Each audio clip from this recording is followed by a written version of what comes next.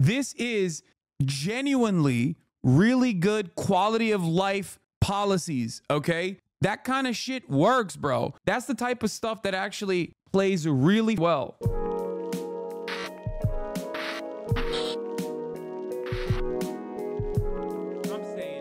Anyway, let's get to the DNC boys, girls, MBs, 2024 DNC, Obama, Biden, Clintons. Why? Why is the Democratic Party doing this? Why? Bro, bring Jesse Ventura up there. Bring Megan Thee Stallion up there to twerk. What the f?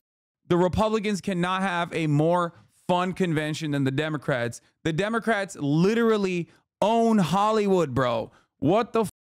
You got Clinton. You got the Clintons. Not just Hillary, but Bill too. It's like we want both of Jeffrey Epstein's friends on there. Not just one, but both of them. God damn it, dude. Stay of the race. NBC senior Washington correspondent Hallie Jackson's here. Hallie, good morning. So they finished off the Battleground Tour, the first rollout of Harris Walz.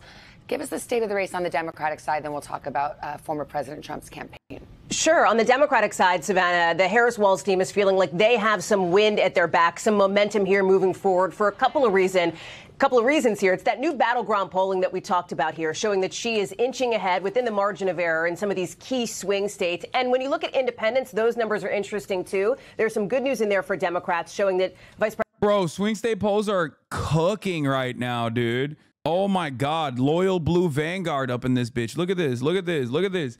Wisconsin, 50% Harris, 46 Trump. Michigan, 50% Harris, 46% Trump. Pennsylvania, 50% Harris, 46% Trump. I got more polls, okay?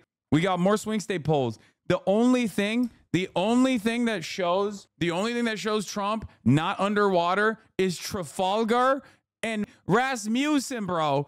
They are so goddamn cooked. You might as well just make the numbers up at that point, okay? It's so bad. Trafalgar and Rasmussen are obviously like incredibly cucked right-wing bias polls. They are consistently wrong. No, not Trafalgar Law, you nerds. Shut up. Even the Trafalgar poll was terrible for Trump. I mean, Trafalgar is also like right boosted. But yeah, Wisconsin showing Harris up 9 points on the Bullfish Group independent swing states poll. 9 points. Michigan showing Harris up +5, 48 to 43. Obviously, that is not great, in my opinion, for Harris. That should be, I mean, that's outside of the margin of error, but like it should be higher than that for Michigan. But I do think that maybe Gaza is playing a role in that, and it might get worse for her in Michigan. Things might change. Overall, Pennsylvania, 49% for Harris, +4, Trump at 45. So this, once again, shows momentum swinging in the direction of the Harris Walz ticket. Okay. You also have approval ratings. Coming out of all the states that Walz and Harris have actually attended. And Tim Walz is cooking. Okay. Tim Walz is cooking. All right. Here's how the dynamic has shifted so dramatically. I mean, not dramatically, but national polling average started off not so great. July, boom, boom, boom, boom, boom. Made a flip, major flip on around August 4th. And it is now seemingly going to start. It's seemingly going to start trailing. Okay. It will inevitably reach a plateau unless they keep up the momentum. But you also have the with Kennedy numbers, which is phenomenal. There it is. Kennedy taking more of the Trump support than the Harris support as well. Okay. Yo, there is a non-zero population that would let Trump babysit their child. Yes. This is the sign of an unbiased pollster, by the way. Kamala Harris has opened up a 6% lead over Trump. LOL from Rasmussen. I mean, yeah.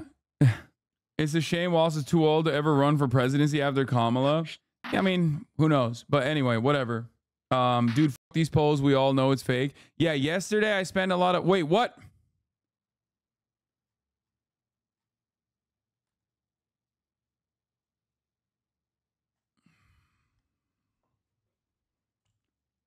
At the top of the hour, there's a 3-minute ad break. And some of you like to steal that glory from me. Some of you like to steal the one time of the day, once every hour, where I like to have fun and dupe you and just take that away from me shamelessly and selfishly, and then serve the 3-minute ad break in my stead. I recognize when I have been bested.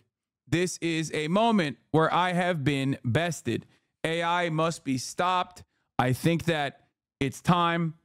We've officially gone too far. This is obviously AI footage. I was not at the Kamala Harris Michigan rally with a top of the hour ad break poster. Anyway, that's a good one. I'll give it to you. Lilith of the South, thank you for the 5 tier 1 gifted subs.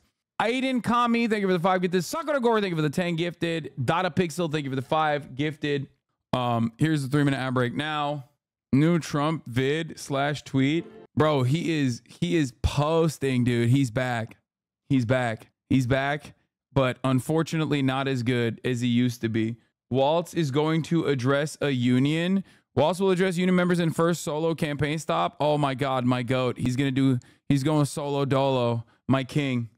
It really is 2016. Yeah, the problem is role reversal occurred. What's your take on the Armenian genocide? I wonder where this guy's coming from. I wonder why he's asking me this. Here, there's a command for it in the chat. Okay. ! Armenian genocide. Bibi's office just called Gallant anti-Israel after Gallant said total victory is bollocks. Bro, the drama in the Knesset right now is crazy. Yeah. Do you think a Tom Bradley scenario can happen? What? I only think of this when I realize that Kamala is black and a woman. What? This is my favorite Trafalgar poll ever. Murray won this race by over 15 points. This is who they are relying on for copium at the moment. If chatters don't know who these people are. Yeah.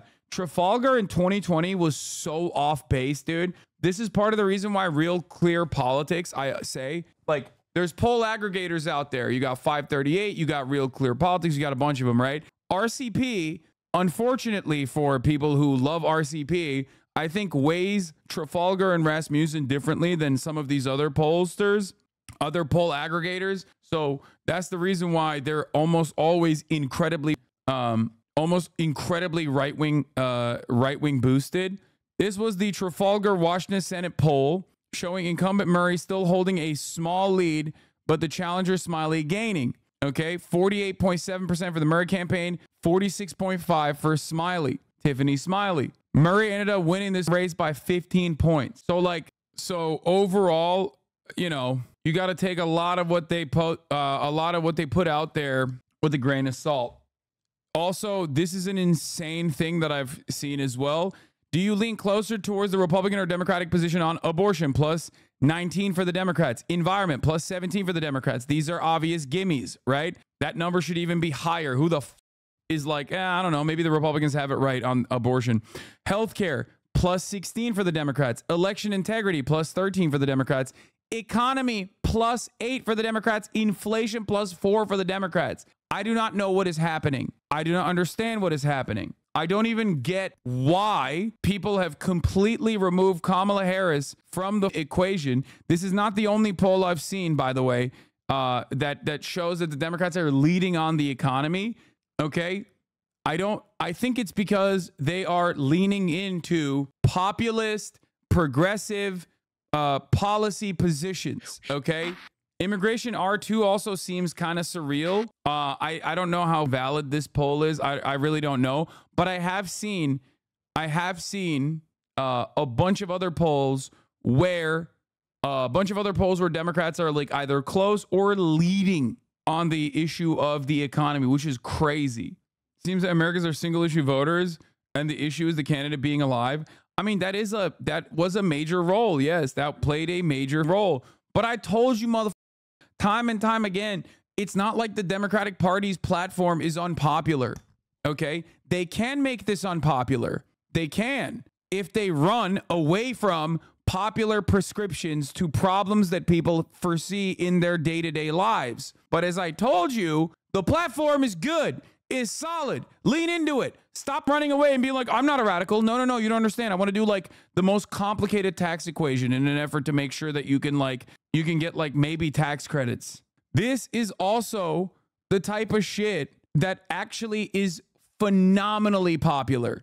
I've also talked about this stuff too. The White House has proposed a new law requiring the subscription services like gym memberships can be canceled with a single click. This is genuinely This is genuinely really good quality of life policies, okay? That kind of shit works, bro. If the Dems ran on like eliminating spam mail, like if they just added that in, if they added that into their if they added that into their platform, like that's the type of stuff that actually plays really well, okay? Like this is the type of shit, I'm gonna be honest with you, the FCC pushing the click to cancel rule for phone, internet, and cable companies, that, I'm not even joking, that is like +1 in a key state, okay? You end up improving your chances so dramatically. You know what I mean? That's one extra point in a place like Michigan. That's a gimme. One of the major issues here, of course, is how they communicate it, okay? How they communicate this progressive platform. If they run away from this shit, if they don't actually publicize this kind of stuff, I'm telling you right now, it's not gonna mean anything. It will be meaningless. This is a bad policy. Yeah, oh, shut up. You're trying to serve a 3-minute ad break or something. That's why you're saying this is a bad policy. We already ran the ad break. Did you see EU is telling Elon Musk to censor Trump? I have not seen that, but honest question, wouldn't some corporate donors be against this? F the corporate donors, bro. What are we talking about? You got an election to win, okay? Corporate donors can only take you so far. Corpos, I think that there are a lot of corporations, a lot of corporate donors that are completely vested in Donald Trump, especially Silicon Valley, okay? They're deep in the Trump pocket right now. They think JD Vance is a great choice, but obviously they are at odds with like real humans that go out and vote. Now, they can only move the needle so far, right? They can only move the needle so far. All the money in the world is not going to work if you have genuine momentum. Donald Trump proved that in 2016. Hillary Clinton got a shit ton of money. Hillary Clinton had the backing of liberal media, and everybody was constantly ripping into Donald Trump, but he was a significantly more dynamic, more charismatic anti-establishment pick for a lot of people who was able to make it seem like he was a more moderate person than the average Democrat on a lot of issues that were popular with the base. That's how he won. Also because Hillary Clinton sucked at campaigning and thought that she wouldn't need to campaign in key states. But overall, that's what happened in 2016, where Donald Trump kind of had the juice. He had the momentum. He could overcome the massive amount of spending against him. On the other hand, Democrats now have that momentum. Democrats have that momentum, and they should not cast it aside. You want to see real panic from the Republicans? Looks like they're being forced to dump 100 million ad bombs originally planned for late September to stop the Trump bleeding. That's what I'm saying. MAGA Inc., the pro-Trump super PAC, is plowing 100 million into ads that will air before Labor Day. The ads will air in Wisconsin, Michigan, Pennsylvania, Nevada, Arizona, Georgia, and North Carolina. The ads is messaging that Kamala Harris is soft on crime radical who's too dangerous for the White House. In a memo obtained by Politico Alex, the super PAC strategists say Americans might vote for a liberal, but they won't vote for a lunatic. And that's hilarious because Kamala Harris is a prosecutor and Trump is a convict. So like, even if they thought that this was going to be an issue that they can move people on, it still doesn't work. It literally didn't work in 2022. They are trying a tactic that failed in 2022. What are you doing? It's even harder to make this narrative stick because crime is literally down. Okay, most Americans say that their cities are safe. It's other cities that they're worried about in terms of crime. And everyone in the media recognizes that crime is down across the board. Homicides are down as well, which was the only thing that was up regardless in the post-COVID bump. Everything else was still going down. And they have no way to make this narrative stick. They couldn't make it stick in 2022. Okay, if they couldn't make this stick in 2022, how the are they going to make this stick in 2024 when everybody recognizes that crime is down? especially when you are a convict running against a prosecutor. They just keep lying about it till it sticks. No, you have to understand, like, this kind of shit is great for Twitter. It's great for the MAGA cultists, but those guys are already voting right now because Donald Trump is completely maxed out on name recognition. You have to somehow magically bring people back to your side. He already lost an election. He lost an election to an objectively weaker candidate, Joe Biden, in 2020. Do you understand? He lost an election already to Joe Biden. Joe Biden was a carcass, far from like just a generic Democrat. He got shot and it didn't move the needle. You cannot, especially if you're Donald Trump, you can't just like keep trying to pump out the same old narratives that have literally failed in the midterms when it should have been a massive lock for you. GOP should have been running the table in the 2022 midterms. Literally, real negative wage growth, okay? Negative wage growth in the midst of an inflation crisis, in the midst of people actually feeling the heat. They still could not defeat Democrats in key states, in key districts. It's crazy. Why? Because they hyper-focused on culture war shit. And they're doing that again. And it's in terms of culture war shit, there's one issue that is not, that isn't just culture war, but there's one issue where their legislative agenda actually went through after this 35, 40-year project on abortion restrictions. That came down. People saw what it's like. People know what it's like when the Republicans get their wishes across in terms of some of these culture war issues. It's done. It's done after that. You're hemorrhaging your base of support. People hate you. People do not think you're good. People do not think you're competent. People don't want to pay attention to politics. And worst of all, Democrats did one thing that they normally always do. Democrats did something that they never have done before. They demonstrated basic, bare minimum competence. They did that. They were like, oh shit, our guy is dead. He's rotting. We can't carry him across the finish line. We should swap him out. Then they followed through and went with a candidate that was a vice presidential pick that would lock them in for a radical, supposedly radical, progressive policy platform. So unless Kamala comes out today or tomorrow, I think her campaign policies are going to, like, the agenda is going to come out soon.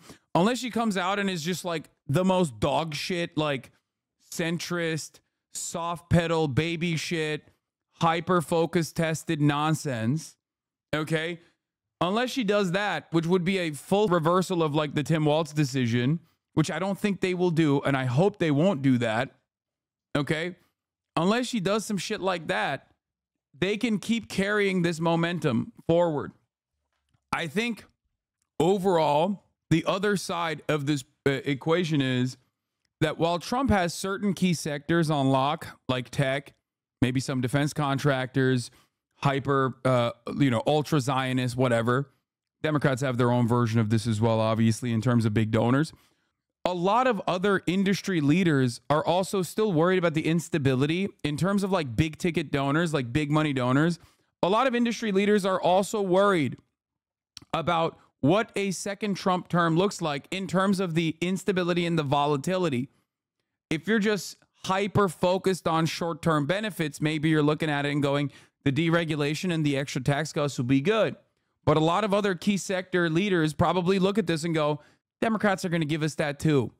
And I'd rather have like maybe some regulation and stability rather than deregulation and complete instability that will defeat long-term benefits, long-term profits, that will destroy long-term profits because it will probably cripple America's standing. It will probably cripple the global economy. So like ultimately, those guys are making lesser evil choices from their own perspective. And I think that that is the reason why the Democratic Party has more leeway to operate within this progressive space, to captivate a progressive audience, to show Americans that like, yeah, no, they can actually own these supposedly radical policies. Can you steel man a positive thing for a Trump second term? From whose perspective? Positive from like the average person's perspective, or positive from like industry? Because both the Democratic Party and the Republican Party are always going to be beholden to their corporate donors. Okay. Like they will always be beholden to their corporate donors. They will always like move the needle marginally in one direction. But even if they get like one step, if the Democrats take like one tiny step in the direction of like populist economic agenda items that will be truly beneficial for the American population, they'll still take like 3 steps in the direction of corporate donors. Republicans, on the other hand, will take, 10 steps in the direction of corporate donors, and openly. Is he drinking piss? Yeah, dude. Arizona green tea, brother. Holy shit. This is, by the way, one big thing. America's crime reset. Omaha, 30% decrease. Miami, 20% decline. Philadelphia, a big fall in homicides with a 42% decrease. Which, by the way, that happened under the progressive reign of a supposed George Soros DA, by the way. What happened? I thought George Soros DAs were literally releasing convicts left and right. Every single was talking about this, including my goddamn uncle. What happened? Are they not releasing the criminals any longer? What happened? What the happened? It's crazy to me. No, not Sam Cedar, my biological uncle, Jank. What's responsible for the crime reset? There is no real legitimate increase of crime. That was all media narratives concocted. There is no real reset.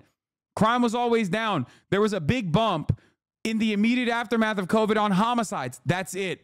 Everything else, oh shit. That's a massive earthquake. Yo, it's still going.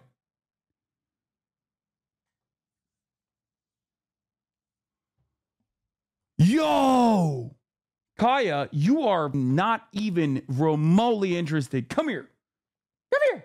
That was crazy. That was a big one, boys. That was crazy. There have been a lot of earthquakes that have happened. Hello. Up. Up.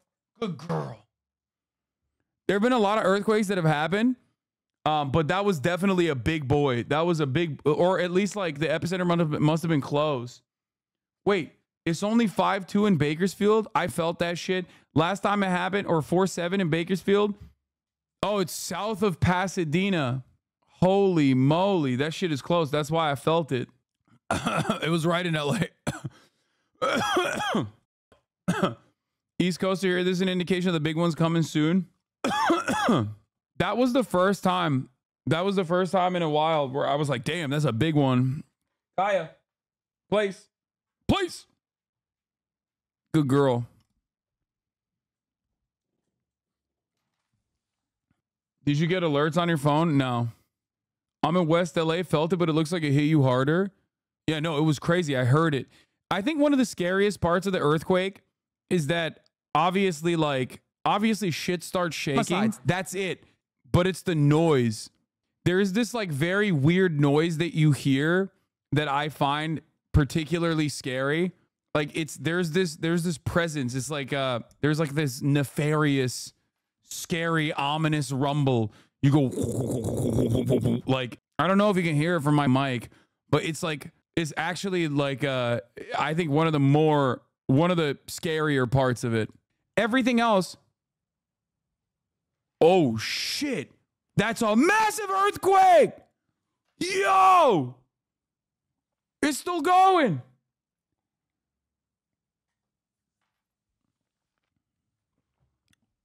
Yo, Kaya, you are not even remotely interested. Come here. Massive Lamau. The wall shaking and the air moving in that frequency when the doors and windows are rattling. Yeah. The instinct to go full cam, you clip farmer. Sorry, guys, I just sat down. I love that you checked the Zin Tower. What? I didn't check the Zin Tower. Earthquake!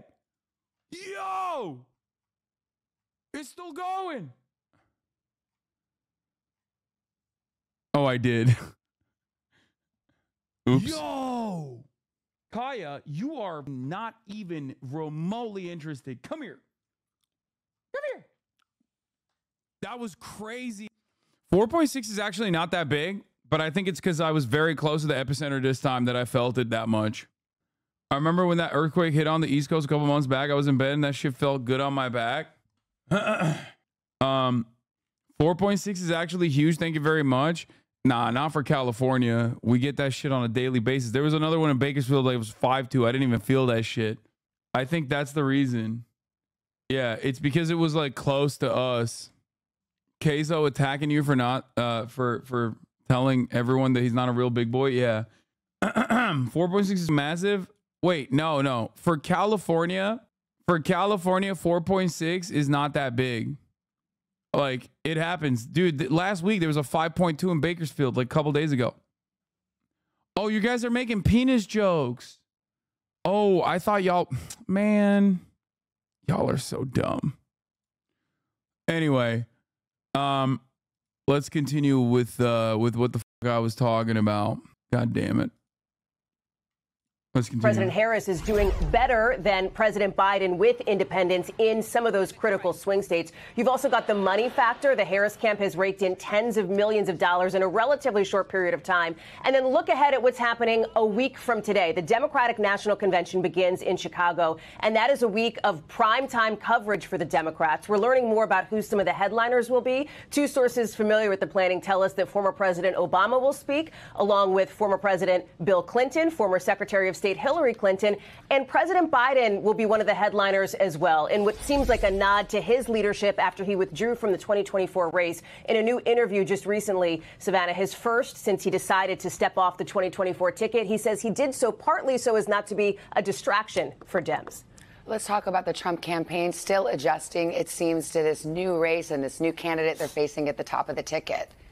Yeah, there's a sense from senior advisors that this is a so-called Harris honeymoon that may not last all that long. They see the fundamentals of the race as still being fairly consistent here, and that is a real focus on two big issues, the issues that we've been talking about for months now that voters care about, the economy and immigration. On both of those issues, battleground polls show that former President Trump actually polls better than Vice President Harris on that. So there is a desire, I think, from those I've talked to in the Trump orbit for the former president to focus on that, to focus on policy. What we've seen from him, though, over the course of the last week, several weeks, if not longer, has been a focus on nearly anything but. He's been litigating this issue of crowd sizes, making false claims on that front, suggesting that President Biden may try to, with no evidence, reclaim the nomination at the DNC. There's nothing that would support that happening here. Of course, Vice President Harris is looking to combat on both of those issues, going on offense on both the economy and immigration. Savannah. All right, Hallie, much to discuss. Thank you very much. Hey, thanks for watching. Don't miss the Today Show every weekday at 11 a.m. Eastern. Vice President Harris and Governor Tim Walz completed their first swing through battleground states, as new poll numbers show them pulling ahead in some of those key states, drawing false attacks. Dude, the Beyonce release was so clutch. Like, I can't, it's just, it goes way too hard. The Freedom song, it really does. Like, Kamala Harris kind of low-key doesn't deserve that level of hype. You know what I mean? From Donald Trump about the crowd size at their rallies. Rachel Scott is tracking the race from Washington. Good morning, Rachel. Hey, George, good morning to you. This is an entirely different campaign, 1 week out from the Democratic National Convention, and a new poll shows that Vice President Kamala Harris is gaining traction in those critical battleground states.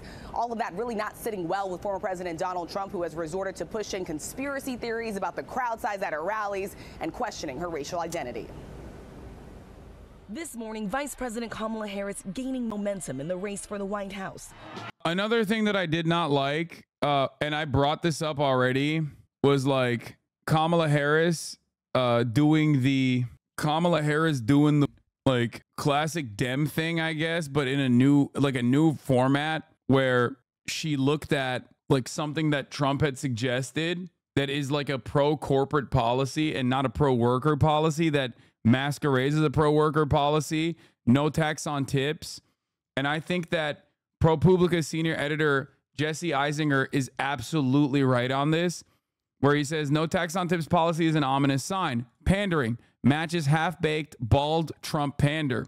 Regressive. Most tip workers don't pay income tax and get EITC.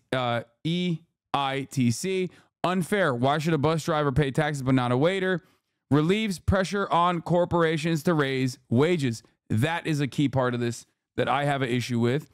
Reasons is ominous. Suggests Harris doesn't have a serious economic policy circle that can respond to idiotic Trump blather. Suggests she doesn't have good enough political instincts / communication skills to explain why doing the thing that sounds good isn't actually good. I am a little fearful that she just blurted that out. I'll be honest. But it played in Nevada. Brother, what are you talking about? She's in front of the Culinary Union. You know the Culinary Union already has a policy in place that they are advocating for. It's called abolishing sub-minimum wage. That's it. You don't have one guy on your team in your immediate orbit that could have communicated that to you? The union workers there already have a policy that they are advocating for. It is the abolition of sub-minimum wage. Americans on the consumer front hate tipping culture, right? And there's a nefarious reason as to why tipping culture is bad for the workers as well. And a lot of people, I think, don't realize that. It is a very effective, I would say, cowardly way to make it seem like you are trying to make it seem as though you are trying to appear pro-worker while simultaneously not appearing pro-worker at all or being pro-corporate. The biggest problem for service workers right now is the reality that they have to rely on the gratuitous nature of the customer in order to survive. And the way in which the tipping structure is designed in the United States of America allows corporations, allows restaurants to offer what is known as sub-minimum wage because the tips make up for it, right? As in, you get paid sub-minimum wage at like $2.35 an hour, and then the rest of it is being made up with tips anyway. So your bosses, the restaurant, doesn't have to give you like an honest, livable wage. They don't have to offer you an honest, livable wage. It's crazy. Many tip workers like tips because they can get like $500 a night. Not all, but many. No, I understand that. I do.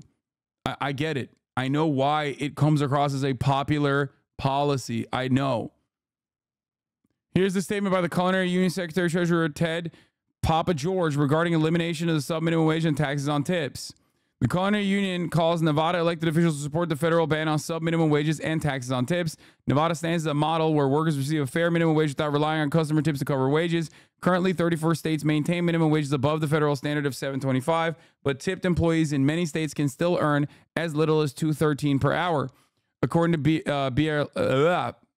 BLS, Bureau of Labor Statistics, approximately 1.1 million workers in the United States can earn below the federal minimum wage of $7.25 per hour. In Massachusetts, the tip minimum wage is $6.75 an hour, while the state minimum wage is $15 an hour. A lot of you who have not worked on this, worked in the service sector, I think, are kind of oblivious to how unimaginably cruel the sub-minimum wage structure works. But it is, regardless of what people think in the short term, I think it's a very nefarious policy to design. The no tax on tips aspect of it is very nefarious policy making in the sense that, like, it basically moves the blame away from those who are most responsible for people suffering, like most responsible for their workers not getting the honest wages that they deserve, livable wages that they deserve unconditionally, and changing the dynamic by basically beefing up tipping culture, which consumers across the board hate as well. But a lot of people don't think about that immediately, where they don't think about like, oh, well, they have taken off taxes on tips. Like, most people don't think about it in the short term. They don't think about what kind of most people don't think about what kind of incentives you are creating here, and what that might look like down the line. Okay, no tax on tips proposal is a bad idea on the merits, but I don't mind pandering to win the election. Please don't pass the Senate Dems, but this is an opportunity to pander with good policy. Take it. Rumors on economic Twitter is Harris' policy will include raising all forms of minimum wage, including the sub wage. Several hope she does exactly what the Culinary Union wants from it, like she did for the taxes on tips. Yeah. Prices will go up. Suggested tips will go down. It will get votes, but crap policy. Servers already don't claim our tips anyway, so what does this change? Can you elaborate? Can you please give us examples for us restaurant workers? I think what is beneficial for restaurant workers across the board isn't necessarily to cut taxes on tips, but instead to move to a model that makes it so that restaurants have to give you an actual wage rather than having you rely on the magnanimous, gracious nature of the customer. Then you have the present brain on the other side. It's hugely expensive and economically distortionary, so much that I highly doubt it will ever become law, which also makes this promise less likely. No, I don't think this is present brain. I'll be honest with you. I think this is one of the only instances where Globe Twitter is right. One of the things that Americans are so warped on is like taxes for middle income Americans. Taxes for middle income Americans basically fund the entire government because there's so many people in that bracket. It's basically the entire nation that's in that bracket. So no, I am not anti-taxing the middle class. And obviously you can't say that in America if you're running. You certainly try to avoid talking about that at every point, but they're not wrong. It is actually, when he says it's hugely expensive and economically distortionary, what this person is saying is not entirely incorrect. What this person is talking about is funding the government. Like you're adding on, you're basically taking away like a massive chunk of taxable revenue from the government coffers. And I don't necessarily think that that's a good thing. I think that the way that the middle class is currently taxed is decent enough. But you know, the way that we spend is completely out of whack. People should be able to get more social safety nets for the taxes that they're paying currently. And then there are obviously plenty of areas where people are not taxed at all, especially if or not taxed appropriately, especially if your entire net worth is in the stock market or on assets that are taxed at a lesser percentage than the regular straight income tax brackets work. And most of the super wealthy operate on that boundary. That's why we have people like you. You can afford to tip 100% each time. I know, but nobody does that shit. And you cannot rely on, like, I've always been the type of person who says, like, you're never going to extract concessions by being nice. Okay. You can't just expect people to be nice to you. You have to forcibly change the rules and the laws. Okay. It is a foolhardy endeavor to rely on the magnanimous nature of the wealthy. If they were magnanimous to begin with, we wouldn't have such severe income inequality. We would not have billionaires. Okay. They clearly are not. I don't think it's like appropriate to design an economy on having the entirety of the service sector be over reliant on people being gracious and basically seeing the working poor at the whims of their mercy and maxing out, like basically creating a GoFundMe like structure for every interaction in the service economy is insane to me. And that is basically what we're doing with moves like this. Like, give people consistent, honest income that they deserve, a livable wage. You are talking like the pubs have empathy, Lamau. No, I'm saying that nobody has empathy. Everyone is very selfish, which is why you have to design a structure that leads to more egalitarian outcomes, because no one is going to do that. Also, the culinary union saying that they want no taxes on tips is one thing. The culinary union leadership and many union leadership can oftentimes push for policy that is not inherently good. That is not ultimately a good policy. Okay. This is something that you learn with, throughout your time dealing with unions in general. If you remember, sometimes there's also a mismatch in what a union communicates and what the desires of the rank and file are. Culinary union is a great example of this. But this is one of those issues where the rank and file probably also, in short-term thinking, assume that this is a good idea. Technically not a good idea. It's one of those things that it is populist to say no taxes on tips. Okay. But if you're looking at it with the lens of, being an adult about it, it's not necessarily a solid idea at all. if you're gonna use the populist aspect to this, you have to also, at the very least, tie it to an increase in sub minimum wage. Does that make sense? So do nothing. Did I ever say so do nothing? I actually told you what to do instead. Why don't they go further and ban or increase sub minimum wage? No, that's what I'm saying. They should. If they want to keep that, if they, let's say, want to keep that sub minimum wage part of the equation afloat, they tack it on with like this populist policy. Are you arguing that relying on tips to support the service sector is unsustainable and unfair, effectively turning every transaction into a form of charity? Yes, that is precisely what I said. That's literally what I said. Wouldn't it be more to ensure workers receive a stable, livable wage instead of depending on the generosity of others? Yes, you understood exactly what I was saying. Are you suggesting that the tax burden on middle-income Americans is disproportionately high and that their contributions are essentially funding the entire nation? That is also what I said. Holy shit, this guy's awesome. Thank you for summarizing my points. The reason why sub-minimum wage is devastating is because there's plenty of people who are also broke. And when they're broke, they also are, for a multitude of different reasons, refusing to pay tips. Okay? So then the person in front of you is suffering as a consequence of that. They just served you for like an hour and they got nothing in return. And now they made $2 in that process. Like, that's insane. Relying on customers to keep the business afloat, to keep the lives of these servers sustainable is craziness. And I think there's also a pretty solid counter to it, which is that everybody, including servers themselves, when they are customers, don't like the 25%, don't like seeing 25% at the checkout line. You know what I mean? People are like, what the f? Anyway, let's continue.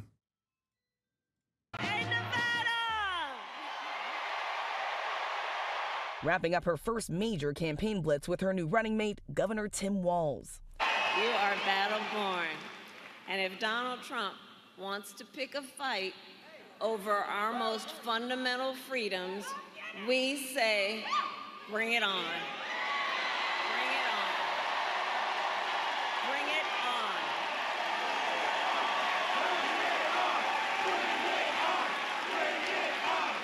A New York Times Siena poll shows Harris has a 4-point edge on Donald Trump in Wisconsin, Pennsylvania, and Michigan, within the margin of error. And enthusiasm for the Democratic ticket has skyrocketed since President Biden dropped out of the race. Walz addressing a crowd of 15,000 in Phoenix, making this dig at Trump. But Arizona just couldn't leave it alone, could you? It's not as if anybody cares about crowd sizes or anything. So. Trump has long boasted about the size of his rallies, just days ago claiming nobody has spoken to crowds bigger than me. And now the former president pushing conspiracy theories on social media that Harris used artificial intelligence or AI to create images of fake crowds, falsely claiming there was nobody there. David Plouffe, a senior advisor for the Harris. This part is so funny. I think this is a major L for the Trump camp. Like, this is a risk, okay? You are assuming a risk. And the risk is, are there enough people in the margins, not in your base, but in the margins, that will actually get brain diseased by this kind of rhetoric and believe it? Okay? Every step that the Trump administration takes going forward is supposed to be moving the needle in the opposite direction. They've already maxed out on name recognition. Most people have already decided, they've made up their minds about Trump. They had also made up their minds about Biden as well. But now with the Kamala Harris Walz ticket, that's an entirely different ticket. So they stand to gain a lot from people in the margins. Trump, on the other hand, is completely maxed out. He already was the president. He was a telegenic figure on top of that. People already have these opinions. They've already calcified their positions, right? So every step they take, they are gambling. Okay? Every step they take, they're like, will this move the needle with moderates that are Republican leaning? Will we be able to bring these moderates back to our side? Now, before you say they are believing that it's AI, you are wrong. The people that look at that crowd and go, oh, that's AI, are already Trump supporters. I'm sorry, man.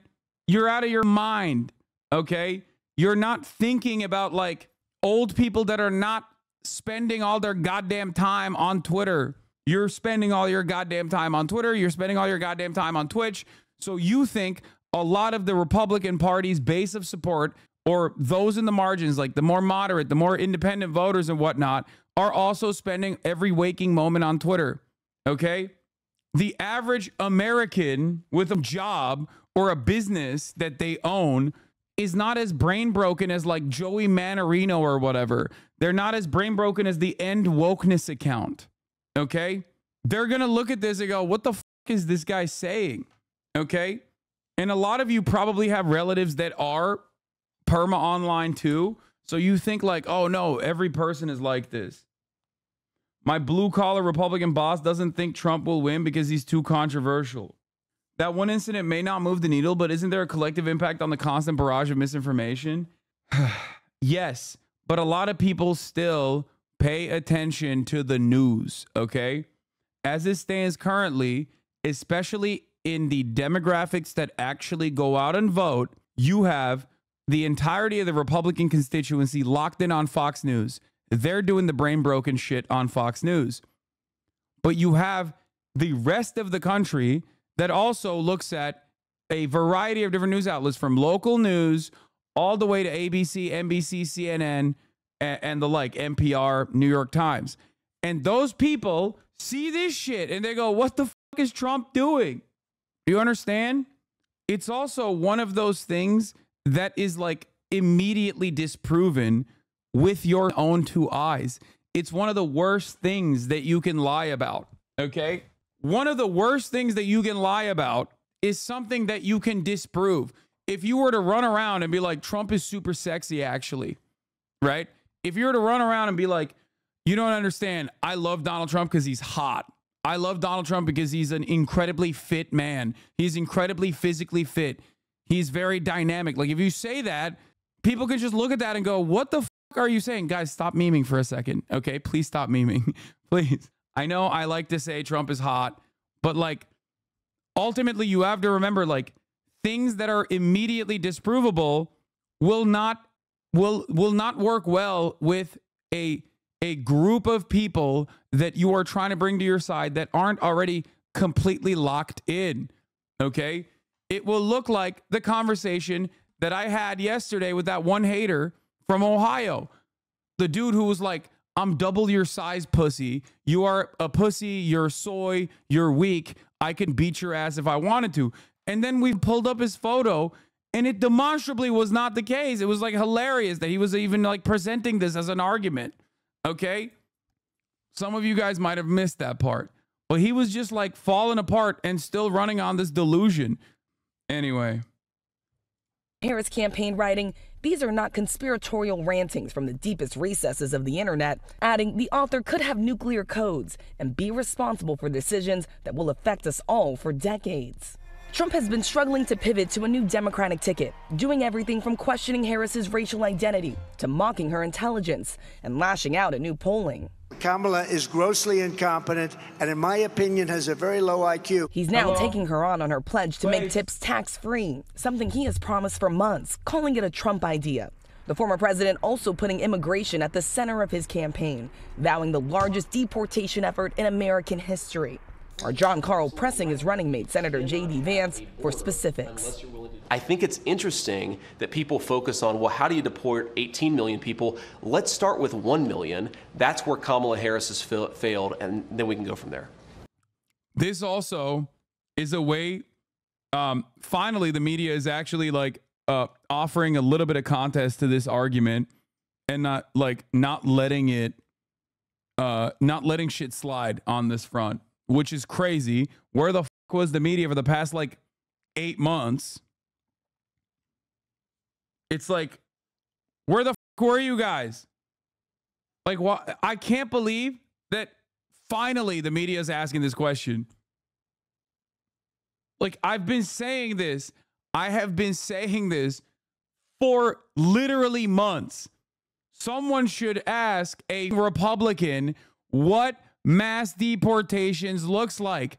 They should get them on the record being like, I'm fine with a couple million people getting forcibly deported from their homes. Okay? You just, it's shocking to me that now they're saying, only now, they're finally being held to account for this goddamn position. It has gone on for far too long. The fact that people have not been asking this question for months at this point, and it's gone untested, uncountered as a narrative, that is the reason why it has led to 60+% support. Okay, mass deportation. It's ridiculous. JD Vance did say that, though, in the interview you covered. These people are gross.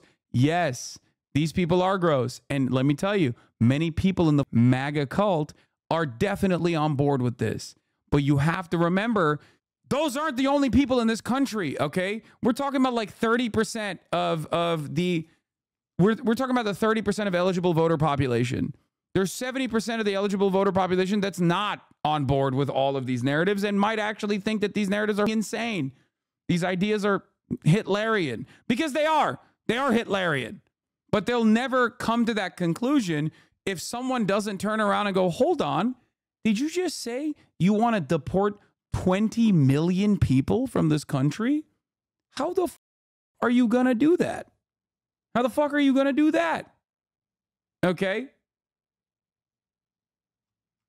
POTUS account calling for a ceasefire again. Yeah, bro, that doesn't mean shit. Okay. You have the power. Do it. You can get 30% of Americans to agree on anything. Exactly. Anything. 30% of Americans can agree that there's no top of the hour ad break. Okay. At the top of the hour at the Hasanabi broadcast. But there is one. There is. It's crazy how the majority of illegal immigrants pay taxes. Yeah, of course they do. The reason why, however, 30% of Americans are delusional about the fact that there is no top of the hour ad break is because they are subscribed. They're subscribed to the Hasanabi broadcast at the top of the hour, and therefore they don't see it. If you want to be a part of that 30%, all you need to do is subscribe as well for $6 or for free with a Twitch Prime. Here's the 3-minute ad break now. Rob is Coffee, thank you for the 5 tier 1 gifted subs. Anyway, don't 50% of Republicans support bombing Agrabah? What? Only 8% of Americans believe that chocolate milk comes from brown cows, though. Okay, there are some things that are, I guess, too insane for even the 30%. I've said this before. You can get the classic Hasanabi quote is you can get 20 to 30% of Americans to believe anything. You see how pathetic Barack Ravid is? Bro, we said it. We saw it in real time. We saw this in real time. Agrabah is a city in Aladdin. Point is they support bombing in places that doesn't even exist. Yeah. I got it. I got it, chat. I got it. I understood. I understood the meme. Okay, let's continue. And in another twist this weekend, the Trump campaign claimed that it had been hacked by Iran. It pointed to a report from Microsoft that said that the Iranian hackers sent a phishing email to a top campaign official. Microsoft did not specify which campaign that was, and the Trump campaign has not provided any further details, George. Yeah, we've seen foreign interference in our elections going back to 2016 at least. Rachel Scott, thanks very much.